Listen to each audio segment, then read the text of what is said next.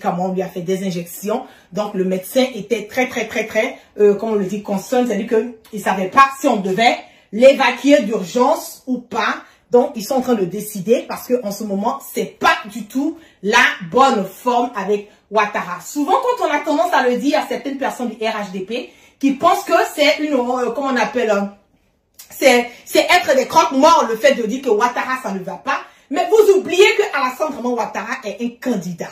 Vous oubliez que Ouattara est en ce moment et à cet instant à la tête de la Côte d'Ivoire et qu'il veut brigander un 4e mandat anticonstitutionnel qui risque malheureusement encore de faire couler le sang des Ivoiriens. Quand on veut être un candidat, il faut qu'on soit un candidat qui est apte moralement, physiquement, intellectuellement de pouvoir gérer un pays. Mais nous le savons et fort que Alassane Draman Ouattara ne peut pas et les gens sont en train de continuer à s'entêter. Il est malade, il a d'autres cancers. Je n'aime pas parler de l'état de santé de quelqu'un parce que on est tous des êtres humains, on peut tomber malade. Mais quand on a affaire à un sanguinaire, on a affaire à un dictateur, on a affaire à un imposteur, celui-là même qui n'hésite pas de vouloir tuer, celui-là même qui n'a pas hésité, de empoisonner certains dirigeants de notre pays. Quand je parle de cette personne, je parle de qui? Je parle de Ouattara qui a été empoisonné. Je parle de qui encore? Je parle aussi de Alain Bakayoko qui a été empoisonné.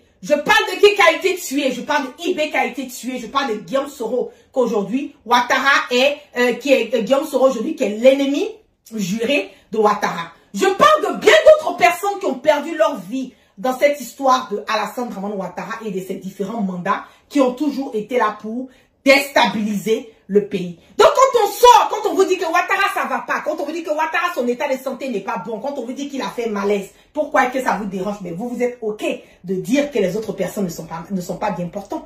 Vous êtes ok de sortir et d'insulter et de même payer certains artistes et sortir et insulter. On va zaïr, on n'a rien à se cacher aujourd'hui. Je vais vous montrer rapidement. J'espère que je vais pouvoir télécharger rapidement cette vidéo que je tiens et que je tiens vraiment à partager avec vous. Donnez-moi une seconde, je vais faire venir la vidéo rapidement.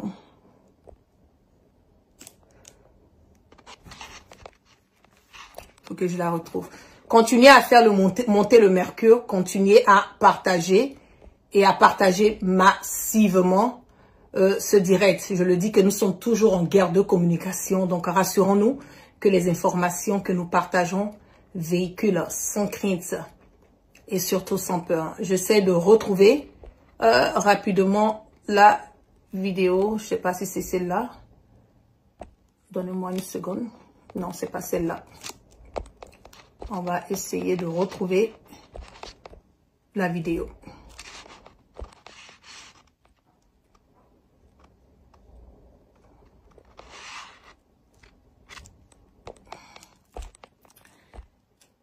Aïe. Bon, je vais la retrouver après et je vais partager la vidéo avec vous. Donc, comme je le dis, vous payez des artistes pour sortir, pour insulter les opposants.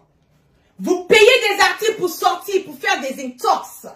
Vous sortez, vous payez certaines personnes pour continuer à insulter Guillaume Soro, continuer à insulter le président Laurent Gbagbo et autres.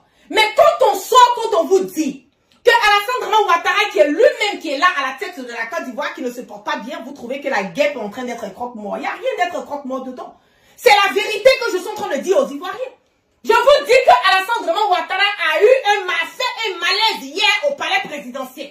Moi, la guerre, j'étais en train de faire mon paquinou, j'ai reçu l'information. Il a fait malaise. On lui a donné des médicaments, on lui a fait des injections. Et arrivé à un certain moment donné, son médecin se demandait est-ce qu'il fallait l'évacuer ou bien il fallait attendre. C'est de ça qu'il s'agit. Nous ne sommes pas en train de vous donner des informations qui ne sont pas vraies, des informations qui ne sont pas correctes. Nous sommes en train de vous dire réellement qu'est-ce qui se passe au palais présidentiel de Ouattara. Mais je suis désolée si la guêpe arrive à avoir accès au moindre information vous concernant. Mon droit, mon devoir est de partager. Ma mission est d'alerter. J'ai décidé d'être la voix des sans-voix. Quand on est la voix des sans-voix, cela veut dire que, à travers moi, je donne des informations et à travers moi, je partage des informations qui sont capitales pour la survie des Ivoiriens. Mais qu'est-ce qu'il y a de mauvais? C'est pas aujourd'hui que le RHDP sait que Alassane Draman Ouattara est mal au point. C'est pas aujourd'hui que le RHDP sait que Alassane Draman Ouattara n'a pas et ne doit pas chercher à brigander. Et une révélation que j'ai à vous faire aujourd'hui. Faites monter le mercure, partagez-moi rapidement ce direct parce que nous allons zailler. J'ai beaucoup de choses à dire. Je me suis posé la question de savoir. J'ai eu à discuter avec quelqu'un qui est proche de Ouattara. Je vous ai dit qu'ils sont infiltrés jusqu'à la moelle épinière. Et je mets quiconque. Je mets quiconque au défi.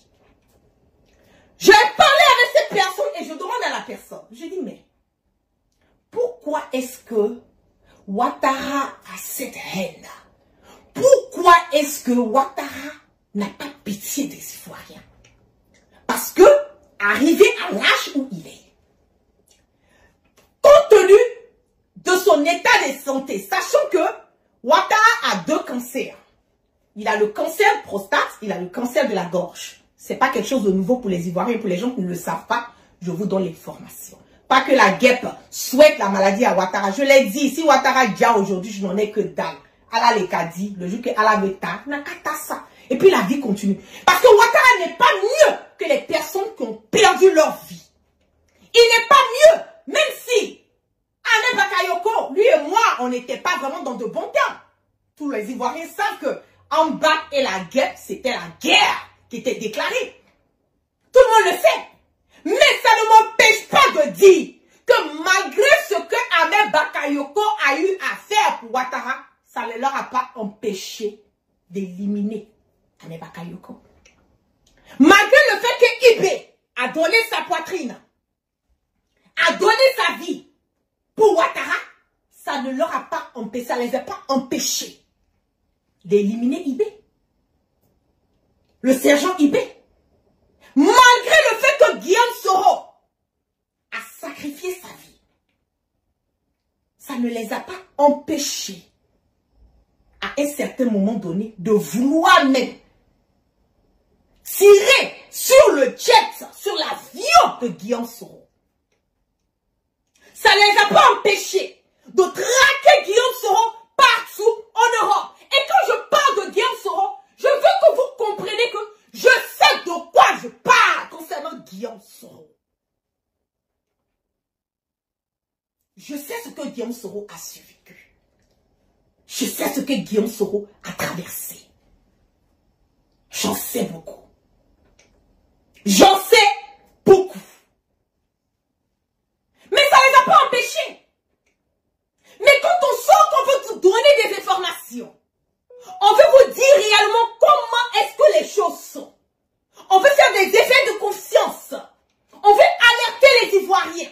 On veut emmener le peuple ivoirien à comprendre que l'heure est grave et le moment pour nous de se lever et de former un bloc et aller dans un seul sens.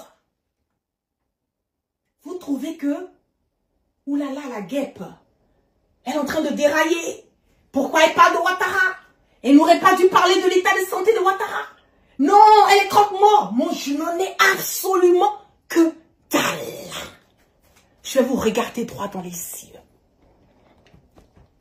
Droit dans les yeux. Je n'en ai absolument que dalle. Ce que vous dites de la guêpe. Quand la guêpe vous dit que Ouattara est malade, que vous dites que la guêpe est croque-mort, je n'en ai absolument que dalle. Je m'en bats éperdument les couilles. Éperdument les couilles. C'est de ça qu'il s'agit. C'est de ça qu'il s'agit. Donnez-moi une seconde, je vais bloquer quelqu'un rapidement. À la fin, ça va pas. Il veut se forcer à brigander un 4e mandat.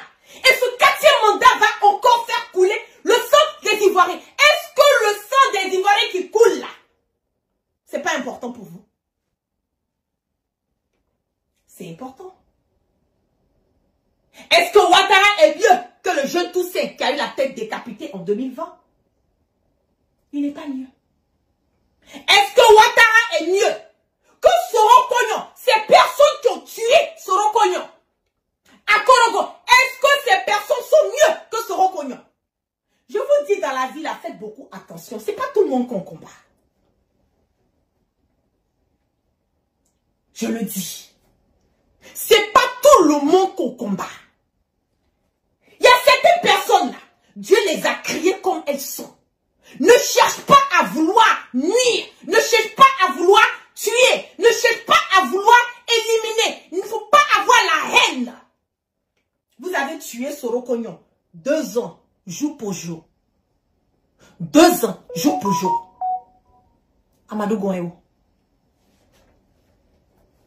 Il est où? C'est de ça qu'il s'agit. Il y a certains faits et gestes que Dieu met dans vos vies. Dieu vous montre. Il ne va pas descendre pour venir vous dire, comportez-vous comme ça, faites comme ça. Mais à travers certaines situations de vos vies, vous devez vous emmener à comprendre que c'est pas tout le monde. Depuis que vous êtes là, vous êtes en train de combattre Guillaume Soro là. Vous avez eu la paix. Vous avez eu la sérénité. Est-ce que la Côte d'Ivoire a eu la paix et la sérénité? Est-ce que Ouattara, je ne vais même pas dire la Côte d'Ivoire, parce que Guillaume Soro n'a pas de problème à la Côte d'Ivoire, je vais rectifier ce côté. Mais est-ce que Ouattara a eu la paix et la sérénité? Est-ce qu'il a eu? Il ne l'a pas eu. Il n'a pas eu de paix. Il n'a pas eu de sérénité. Il n'arrive pas à dormir. Toute la vie de Ouattara se résume à Guillaume Soro. Toute la vie de Ouattara se résume à Guillaume Soro. Pourquoi telle autorité a reçu Guillaume Soro? Pourquoi le président Laurent Gbagbo a fait ça? Non, il a été comme si. Non, il a été comme ça. Pourquoi on reçoit Guillaume Soro pour dire un homme d'État? Mais Guillaume Soro est un homme d'État. Oui, c'est un homme d'État. Guillaume Soro n'est pas n'importe qui, n'importe comment. Et je l'ai dit à qui veut l'entendre, grand et fort. Quand je parle de Guillaume Soro, je ne parle pas avec les émotions. Je parle de l'homme. Je parle de qui est Guillaume Soro. Qui est ce monsieur? Parce qu'il y a beaucoup de personnes qui disent, pensent connaître Guillaume Soro. Guillaume Soro, on ne peut pas maîtriser Guillaume Soro. On ne peut pas connaître Guillaume Soro à 100%. Et les personnes qui se disent souvent des proches de Guillaume Soro, vous pensez que ce sont des proches de Guillaume Soro, mais ils ne sont pas des proches de Guillaume Soro. Parce que pour connaître quelqu'un, il faut étudier la personne. Il faut étudier Guillaume Soro pour savoir qui est Guillaume Soro. Je reviens sur le fait que j'ai eu à demander. J'ai dit, mais qu'est-ce qui se passe avec Ouattara? Pourquoi cette méchanceté? Pourquoi cette haine? Pourquoi cette envie? Pourquoi est-ce que Ouattara est aussi cruel que ça? Pourquoi il n'a pas pitié des Ivoiriens? La Côte d'Ivoire qui a tout donné à Ouattara. La personne me dit la guêpe. Ça fait des années que tu es dans la vie politique ivoirienne et aujourd'hui africaine. Je te dis que Ouattara sait qu'il n'a rien à perdre. La personne m'a dit ça. Ouattara se dit qu'il n'a absolument rien à perdre. Je dis, mais tu veux me dire quoi par Ouattara sait qu'il n'a rien à perdre? Il me dit, mais Ouattara est condamné. Ouattara sait qu'il lui reste peu. La vie de l'être humain, nous les Djula, on le dit, Banani Sayat et Sarakeleka. La maladie et la mort, là, c'est pas sur le même chemin. Il y a des gens qui tombent malades pendant des années, des années, des années, des années. Qui ne partent pas. Bah, des gens qui se lèvent le matin, boum, sont partis. Mais ce que Ouattara est en train de traverser là, il sait qu'il lui reste peu. Si on se base sur son état de santé, il lui reste peu. Donc Ouattara n'a absolument rien à perdre. Je le dis haut et fort. Il s'en fout. Il sait que il va partir dans peu de temps. Parce qu'il est condamné. Donc, avant de partir, il veut mourir au pouvoir. Ouattara ne veut pas quitter le pouvoir. son état de santé, là, wallahi, billahi, talaï, Ouattara lui-même, il sait que aujourd'hui, la CPI l'attend. Il le sait très bien. Que s'il perd son pouvoir, la CPI attend Ouattara. Il ne veut pas mourir en prison. Il veut mourir au pouvoir. Donc, il est prêt à faire tout ce qu'il a à faire pour se maintenir. Je le dis. C'est pour cela qu'il n'entend plus.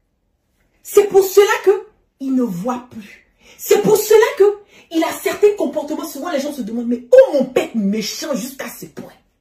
Mais il faut arrêter à ton âge là. Pourquoi? Mais ils sont fous. Ouattara est condamné.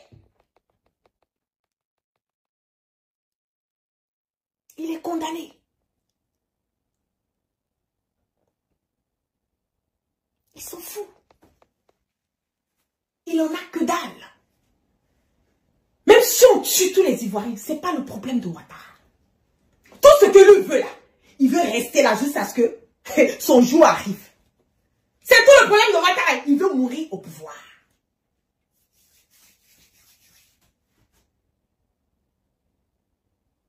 Il veut mourir au pouvoir. C'est tout le problème de Ouattara. Mais je le dis haut et fort que qu'il veuille ou pas, qu'il soit d'accord ou pas, qu'il accepte ou pas, 2025 là, c'est le dernier débat, c'est le dernier combat. 2025 là, ça passe ou ça casse. Peu importe la personne qui va venir. Je le dis, 2025, ça passe ou ça casse. Le RHDP, après Ouattara, ça ne va plus exister. La même manière que nous sommes en train de parler, on parle du RDR dans le passé. Ouattara a tout fait. Il a tout fait pour qu'on écarte, pour ne même pas qu'on parle du RDR. Parce que Ouattara, pour lui, là, ça doit être le RHDP. C'est qu'il veut effacer tout ce qui est le patrimoine. Là. Il ne voit rien. Tout. Il a tout fait pour prendre le PDCI là, pour aller mettre dans son RHDP. Parce qu'il a un combat qu'il a, il faut qu'il efface tout ce que le président Félix Houphouët-Boigny a eu à faire. Ouattara veut qu'on efface même, comme si c'est lui-même qui a été le premier président de la République de Côte d'Ivoire. Il a une jalousie à l'égard du président Félix Houphouët-Boigny. C'est ça qui est la vérité. Hein. Beaucoup de personnes n'ont pas compris ça. Mais c'est ça qui est la réalité. Ouattara a une jalousie. Il a une haine pour les Ivoiriens et une jalousie contre le président Félix Houphouët-Boigny. Mais le jour qu'il va partir, tout ce qui a été nommé à l'Assemblée Ouattara Ado, on va tout enlever. On va tout enlever.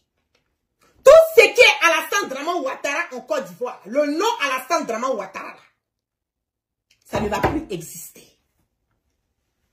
Je le dis, hein, haut et fort. Je vais vous faire écouter ici, rapidement, une vidéo de ce monsieur qui est en train de casser les papeaux. On y va. Chers frères, chères sœurs, chère jeunesse de Côte d'Ivoire, chers Ivoiriens, l'heure est grave. L'heure est grave et la peur nous habite tous. C'est pour ça que la rue est calme dehors. C'est pour ça que les voix sont éteintes. Parce que le peuple a peur. Et c'est normal d'avoir peur quand on vit sous un régime qui arrête des enseignants, qui emprisonne des syndicalistes, qui vole des étudiants et qui fait taire ceux qui osent parler. Mais tant qu'on aura peur, ils continueront. Ils continueront à frapper plus fort. Ils continueront à imposer le silence. Et moi, je vous dis aujourd'hui, chers frères et sœurs, il est temps que cette peur change de camp. Savez-vous ce que ça fait à un père digne quand son enfant vient lui demander un peu d'argent et qu'il lui répond qu'il n'a rien, pas parce qu'il ne veut pas, mais parce qu'il n'a vraiment rien. Moi, je sais ce que ça fait parce que je suis père de famille et je te le dis aujourd'hui, cher frère. Ce père pleure en silence. Il a honte. Il souffre dans sa chair. Ces enseignants sont aussi nos parents. Mais aujourd'hui, les enseignants, les garants de notre avenir, sont devenus des mendiants. Des mendiants de primes. Des mendiants de respect. Personne ne parle des centaines d'enseignants, de leur situation critique, des syndicats. Pendant que Komé Bakari, la face visible de l'iceberg d'un système d'escrocs, un système de pilleurs, un système de menteurs, un système de prédateurs, un système de voleurs organisés, un système de détournement organisé avec des hommes protégés et des familles sacrifiées. Pendant que Komé Bakari est toujours en liberté, Ghislain Dugarry assis, lui, a été enlevé en pleine nuit chez lui à domicile. Enlevé comme un chien, devant sa femme, devant sa fille. Ne l'avez-vous pas vu pleurer? Malgré cela, par mauvaise foi et par domination, vous avez condamné ce jeune homme à 2 ans de prison ferme pour avoir osé dire que les enseignants ont besoin d'une prime. Une simple prime. Mais pourquoi l'avez-vous condamné? Parce que vous voulez apeurer la population. Vous voulez que ces syndicalistes manifestent maintenant pour la liberté de leurs amis et frères. Pas pour les primes. C'est ça votre façon de diriger? Vous n'avez plus de quoi donner des petites primes d'encouragement à des enseignants qui sont l'avenir d'une nation, mais vous avez 30 millions pour organiser un concert à Congo. Un concert qui en réalité est un meeting. Vous êtes une honte pour la Côte d'Ivoire. Et ce n'est pas tout. Le 8 avril 2025, 9 autres enseignants ont été interpellés après une réunion avec la ministre de l'Éducation nationale, Mariatou Koné. Une réunion, pas une manifestation, pas une meute, une simple réunion. Mais que fait-on aujourd'hui à ceux qui osent parler dans ce pays? On les embastille, on les humilie, on les réduit au silence. Pourquoi refuser le dialogue? Pourquoi avoir peur du débat? Pourquoi vouloir organiser une élection sans adversaire? Quand on se dit majoritaire, on n'exclut pas. On accepte la compétition. On affronte avec des idées. On convainc. Mais quand on a peur, comme vous, on élimine. On muselle les populations. On menace. Et encore, on triche avec la CEI. Vous avez refusé le dialogue aux enseignants. Et vous refusez aussi le dialogue aux figures majeures de la vie politique. Le président Laurent Gbagbo, vous l'avez vu. Charles Blé Goudé, Guillaume Soro. Un certificat de nationalité refusé au président Tidiane Thiam.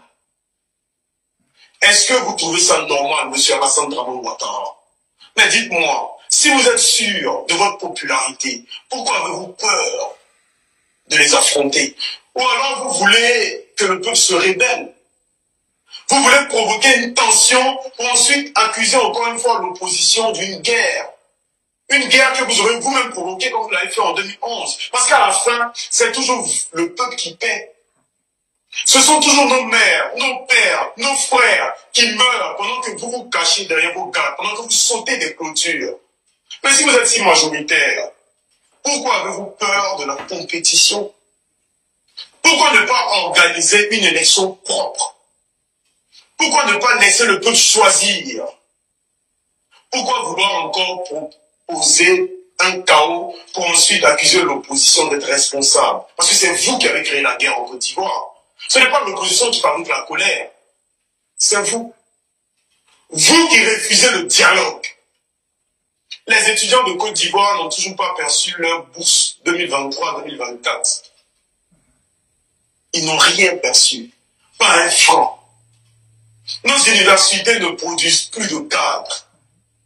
Elles produisent des chômeurs chroniques, des diplômés sans avenir. Et les enseignants, ceux-là même qui tiennent encore ce système éducatif debout, ils sont poursuivis, arrêtés, menacés, parce qu'ils ont demandé une simple prime. En plus, ce n'est pas une prime, c'est une dignité. L'État censé protéger est devenu un prédateur, un bourreau. Ce pouvoir a échoué, mesdames et messieurs. Il a échoué à faire grandir la jeunesse. Il a échoué à protéger des enseignants. Il a échoué à faire régner la justice. Il ne mérite plus jamais notre confiance. Il faut le dissoudre. Il ne mérite plus notre confiance. Il ne mérite plus notre silence. Et comme si ça ne suffisait pas, on refuse le dialogue. Exactement. Le dialogue est devenu un crime en Côte d'Ivoire. Et on ose encore parler de paix. On ne peut pas exclure et prétendre à l'unité. On ne peut pas tricher et prétendre à la démocratie. Pourquoi ne pas dialoguer? Pourquoi ne pas organiser une élection transparente si on est vraiment majoritaire? Nous avons compris le jeu. Chers frères et sœurs, nous devons être notre propre solution.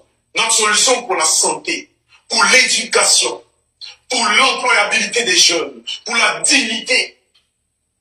Et maintenant, je vous le dis, je vous demande de vous mettre debout, jeunesse de Côte d'Ivoire. Debout, fonctionnaires abandonnés. Debout, peuple trahi. Lèvons-nous. Ne les laissons plus un jour de paix, un jour de répit. Ne les laissons plus un espace de mensonge. Ne regardez plus leurs chaînes télévisées. Ne les laissons plus un instant de manipulation. Car maintenant, c'est l'heure de la révolution nationale. La vraie révolution. Pas celle des fusils comme en 2011. Pas celle des machettes comme le fameux bagarre vert. Mais celle des esprits éveillés. Celle du boycott. Celle de la dénonciation. Celle du soulèvement populaire, mais pacifique. La Côte d'Ivoire ne doit plus suivre ce régime et leur devise électorale de troupeaux de moutons. Nous allons faire tomber ce régime. Nous allons faire tomber ce pouvoir. Pas demain, pas après-demain.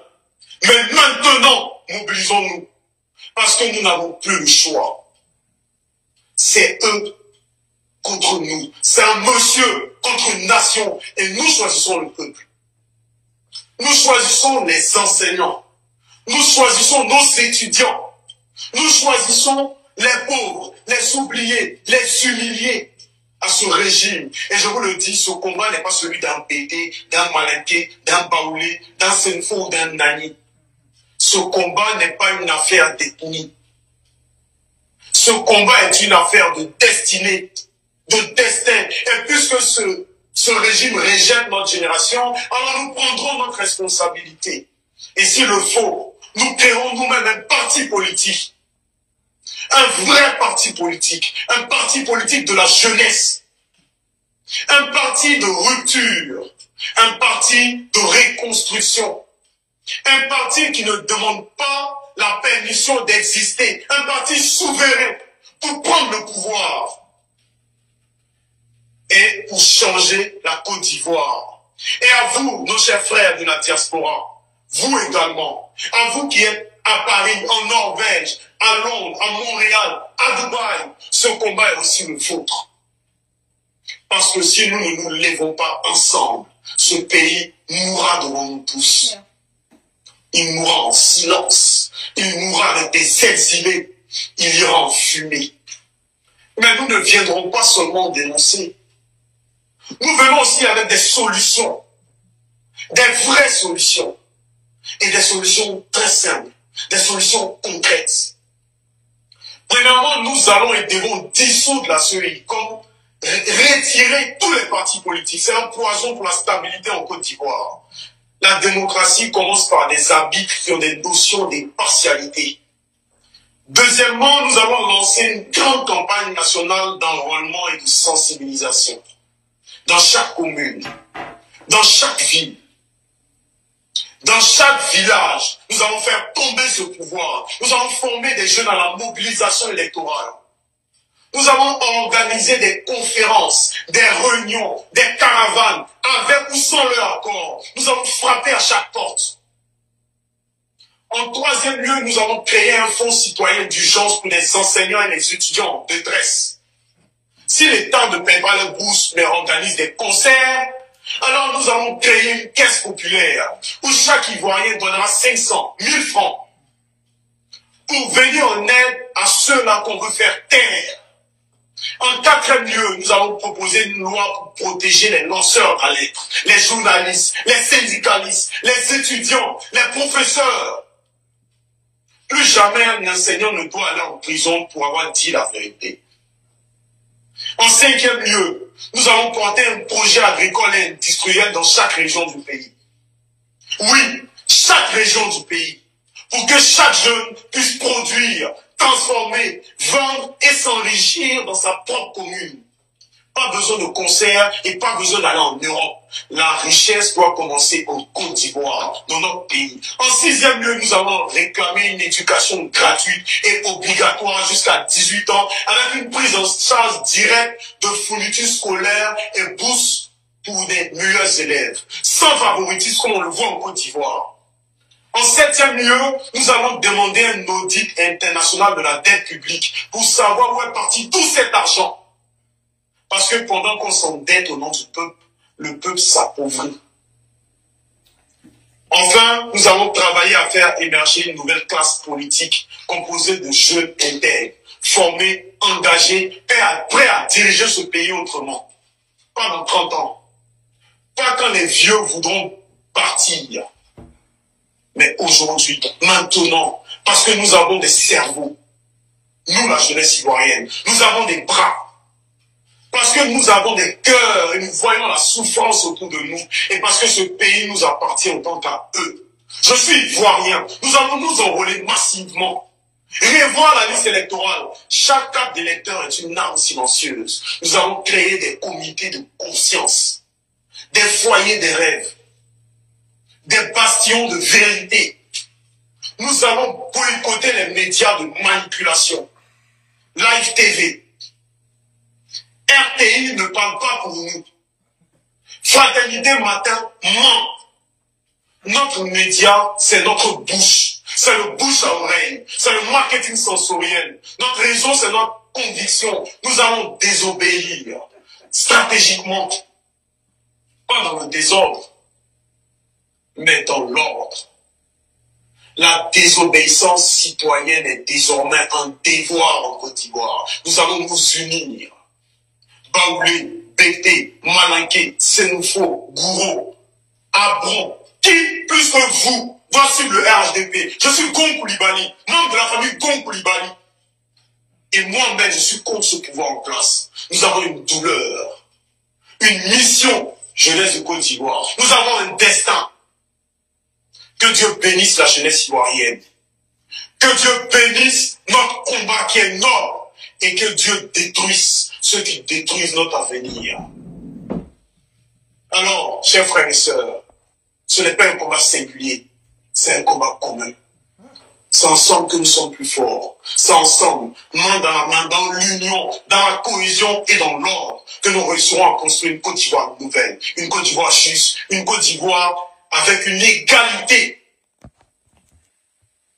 Une Côte d'Ivoire nouvelle avec une jeunesse actrice de son développement. Merci à vous. Vous avez entendu les propos de monsieur Gon Coulibaly qui le dit haut et fort. Je sais que ça va déranger. Tout arrangement est un dérangement. Franchement, fier de voir que cette nouvelle génération essaie de faire la politique autrement et essaie de la faire intelligemment. C'est de ça qu'il s'agit. Ne nous laissons pas malmener, ne nous laissons pas téléguider, ne nous laissons pas, comme on le dit, pris comme du n'importe quoi par n'importe qui dans le pays. Maintenant là, la décision revient à comment on appelle la jeunesse, la décision revient à cette génération de prendre le